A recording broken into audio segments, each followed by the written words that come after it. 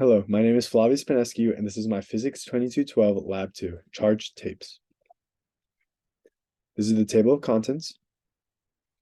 The purpose of this lab is to give students a better understanding of charges, electric forces, and electric fields in the real world. The experiment observes the interactions of two pieces of charged tape and determines how much excess charge will be on one piece of charged tape. We will use the formulas we were taught in class to calculate the forces, electric fields, and charges that result from the experiment. Here are the fundamental physical principles. The principles are pretty similar to Lab 1, except for the electric field calculation. As you can see here, the electric field calculation differs because it accounts for the length of the tape, since we are assuming it is a line charge instead of a point charge. Here's the models of lab setup.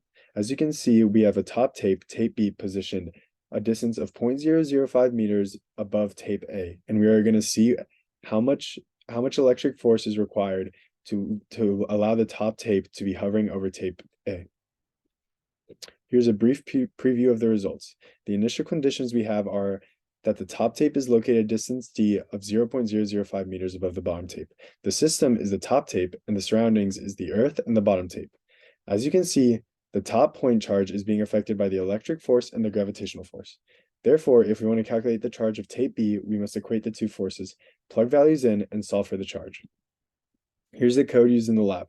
The code essentially sets up the two tapes, sets them up as line charges, and then calculates the electric forces and electric fields and prints them out. Here are the program outputs. The difference between the program/model and the real-world experiment is that the program makes assumptions, approximations, and idealizations that can be seen in the next slide. The similarities between the two are the fundamental physical principles used, such as Coulomb's law, force of gravity, and the principle of electric field. The assumptions, approximations, and idealizations used are that I did not ignore air resistance on a moving object. I did not treat a long tape as though it were a point charge with all the charge concentrated at the center of the long tape, but I did assume that each U-tape I made had about the same amount of charge, evenly distributed along the length of the tape. The charge of the tape calculations can be seen below. We start with the force of gravity and the electric force. We equate the two to each other, then we start plugging in values. Through all of it, we see that the charge on the tape can be estimated to be 1.045 times 10 to the negative 8 coulombs. Any error in the results would most likely come from human error when performing the experiment. An example of this would be setting up the tapes at the incorrect distance from each other. Here are some other results we found. We found the magnitude of the electric force and the magnitude of the gravitational force. These were found using the computational model. As you can see, they're pretty similar to each other, although the electric force is slightly smaller, and this is because we used an in value of 50. The larger in value we use, the closer the electric force gets to the gravitational force. We also calculated the number of atoms. We did this by calculating the area of the tape and using the area of an atom and dividing the two. We found a number of atoms of 4 times 10 to the 17th. We calculated the number of electrons in a similar way by using the charge of the electric tape over the charge of the electrons. We found there to be 6.529 times 10 to the 10th electrons in a piece of tape.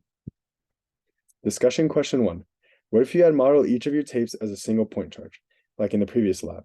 Compare the estimated value of the charge you get when you use your experimental data to produce a point charge model to the value you got with your line charge model. The point charge was found to be 1.859 times 10 to the negative 9 coulombs. The line charge was found to be 1.045 times 10 to the negative 8 coulombs. If I had modeled each of my tapes as a single point charge, then the Q required would be smaller. Thus, the electric force would also be smaller, thus making the final values different between the two. Discussion question 2. Why do these estimates differ? Which value is more likely to be closer to the real value, and why? The estimates differ because in the second experiment, we assumed the tape was a line charge. Thus, the electric force would be smaller and gravitational force would have to be equal to electric force. Thus, when calculating Q, we would end up with a larger value for the line charge. The line charge value is more likely to be closer because it takes into account the total length of the tape. Ultimately, we discovered that by setting the top tape as the system, we can calculate the forces acting on it and equate the forces to 0. From there, we can use the equations for force of gravity and electric force to calculate the charge needed to hold the top tape in the air. Thank you.